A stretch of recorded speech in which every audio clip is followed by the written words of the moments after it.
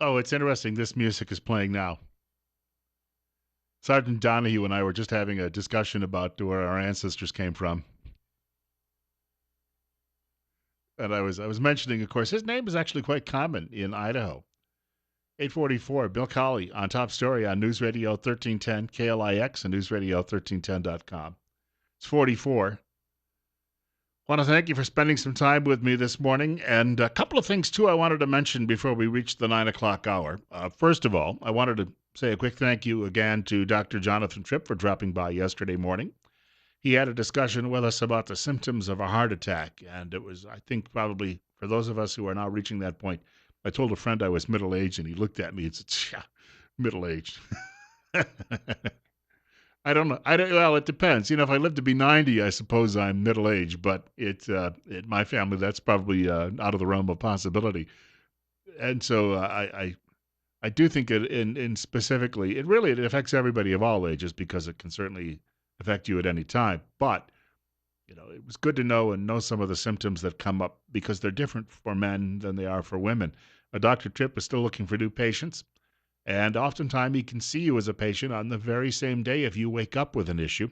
His office is located on Fillmore Street, directly across from the main post office in Twin Falls. There's a big story in the Wall Street Journal this morning from two writers who are from Tennessee, Andrew Ogles and Luke Hilgeman. They are writing about Obamacare. Tennessee is ground zero, the writers say, for Obamacare's nationwide implosion. Late last month, the state insurance commissioner, Julie Mix McPeak, approved premium increases of up to 62%. For you Democrats listening, that's nearly two-thirds. In a bid to save the exchange set up under the Affordable Care Act, better known as Obamacare. She went on to say, I would characterize the exchange market in Tennessee as very near collapse. You think? Then last week, Blue Cross Blue Shield of Tennessee announced it would leave three of the state's largest exchange markets, Nashville, Memphis, and Knoxville. And a spokesman said, we have experienced losses approaching $500 million over the course of 3 years on Obamacare plans. Well, to the government, that would be what? A couple of minutes of operating revenue. More than 60% of our state's Obamacare consumers, the writers say, will lose their coverage heading into 2017. This is a huge story, or huge as maybe a particular candidate would label it. How come we're not hearing more in media about this? Well, of course, because it could have an impact on Hillary Rotten Clinton's election bid. And her allies in media, they don't want you to know this. That's something that you've got to keep in mind. When her husband the other day criticized Obamacare while he was campaigning for her, you hear people say, oh, well, there he goes again, hurting her not hurting her campaign. The Clintons are angling for what they wanted all the way back in the early 1990s, and that is what is called a national health care system or single-payer system, which is what they have in a lot of countries in Europe and in Japan. And it's caused, they're breaking the budgets in those countries. I have a friend, his mother was in an English nursing home. He grew up on the East End of London way back in the 1950s and 60s.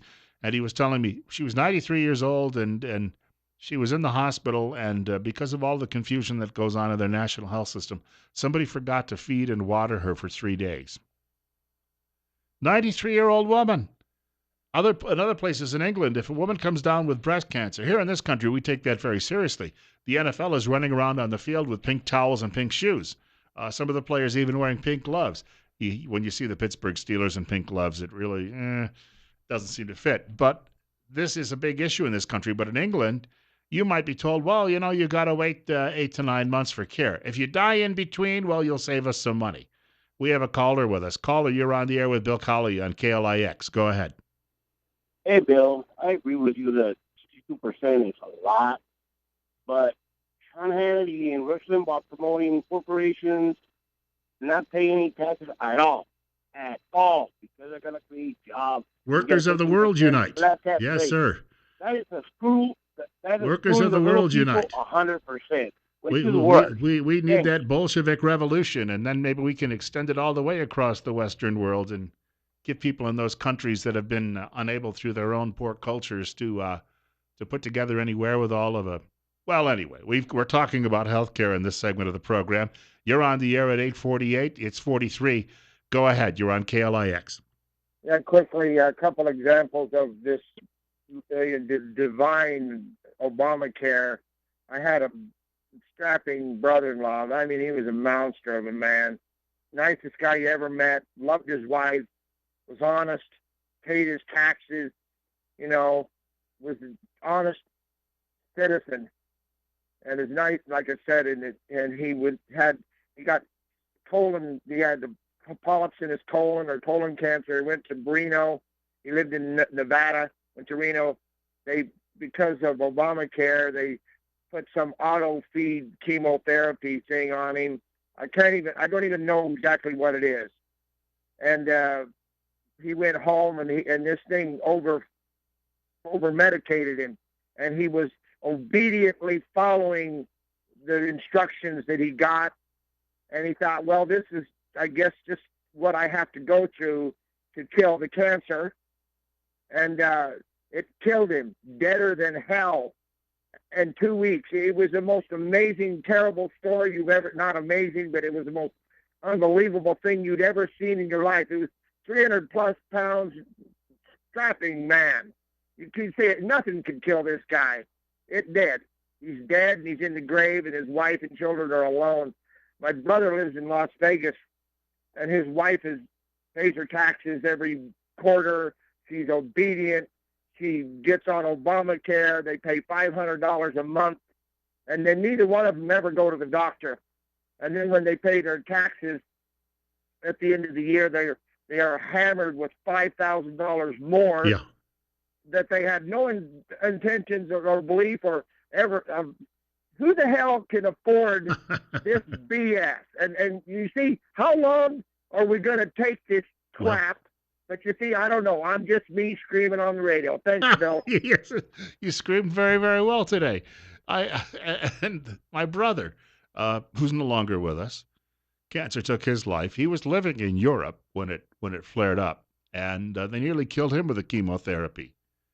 Finally, he went off to Denmark. He had a friend in Denmark that we'd known since we were in high school, and he went off to Aalborg, and he just simply got it cut out. And he told me on the telephone afterwards, he said, my mistake was I just didn't get it cut out in the first place. I tried to go along with being over-medicated with the chemo that nearly killed me. Unfortunately, it came back in a couple of years and took his life anyway. Here's where national healthcare leads: socialism. I have been carting this story around with me from radio stations in 3 different cities now for 11 years. I first brought this to the attention of a listening audience when it broke, this story, 11 years ago. It is dated July 18th, 2005. It's from the New York Times.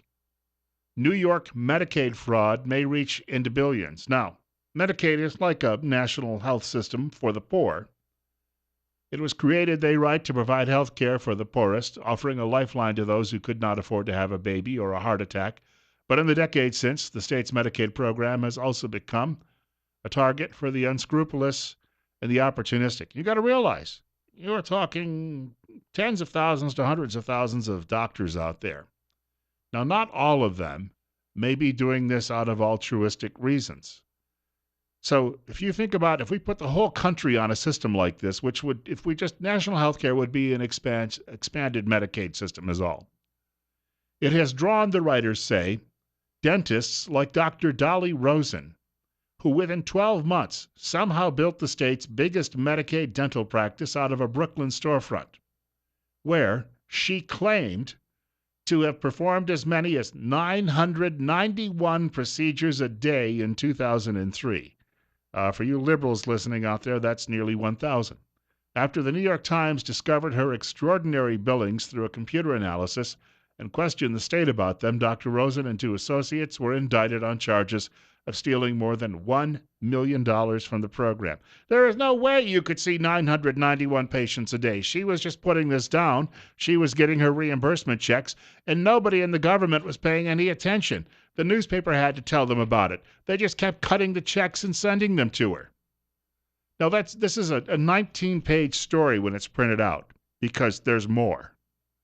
Think about this, though. If we expand this program nationwide, what a budget buster it is going to be in a country already, officially, $20 trillion in debt. It's 8:54. Bill Colley with you on Top Story. It's 44, and you're up next on News Radio 1310, KLIX. Hello. Yes, you're on the air. Go ahead. That's what you're up next means. Yeah. How many employees does Trump actually have, and how much insurance is he paying for each of these employees?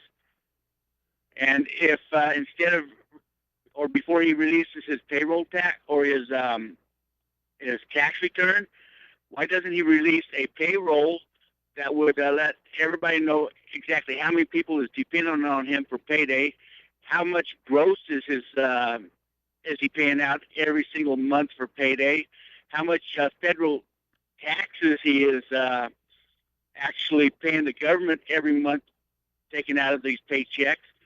And when people hear the exact real numbers that are going on that he has to pay out, when he finally does release his income tax, he will...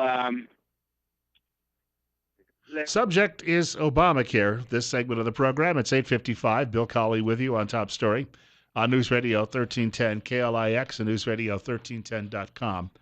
The founder, or one of the founders of Obamacare, was a fellow named Dr. Ezekiel Emanuel. He appeared last night on the Kelley File on the Fox News Channel and then claimed that the reason it was collapsing was because of Republicans. Kelley was having none of it. That is, Macon Kelley.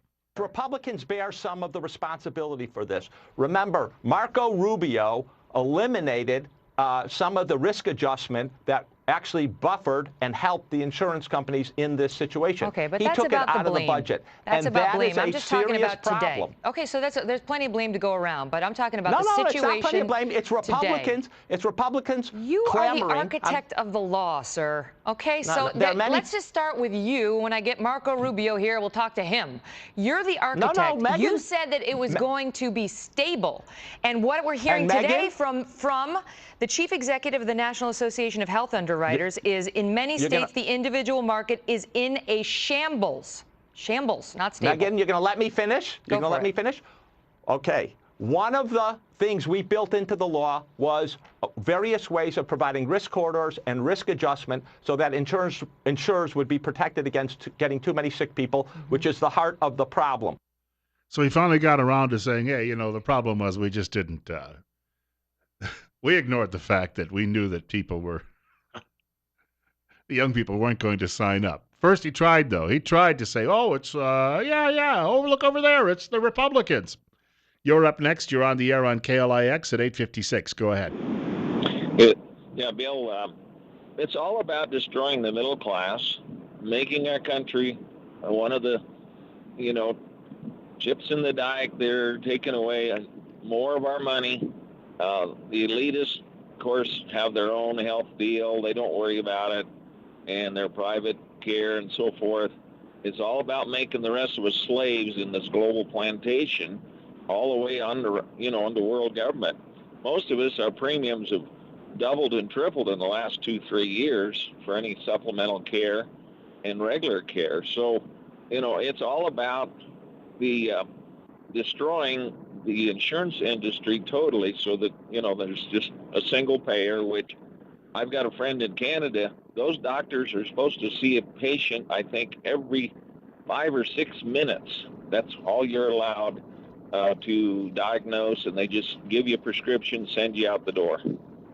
I am not at all surprised, and thank you for the call. If you got some serious ailment and you walk into the office and he can just take a glance at you, think about that for a moment. What's the outcome going to be? There was a fellow by the name of Grayson. He's a communist, and he's a congressman from Florida, who said the Republican Party's health care plan was just die sooner. Well, if we get national health care, that will be the policy, and that will be a policy foisted upon us by Hillary Rodham Clinton. Coming up on 9 o'clock news, Bill Colley with you on Top Story on News Radio 1310, KLIX and newsradio1310.com. Hey, we got a big oil find in Alaska. I wonder if we'll ever be able to get that out of the ground if the Democrats have their way. Potentially not. Details ahead, right here on Top Story.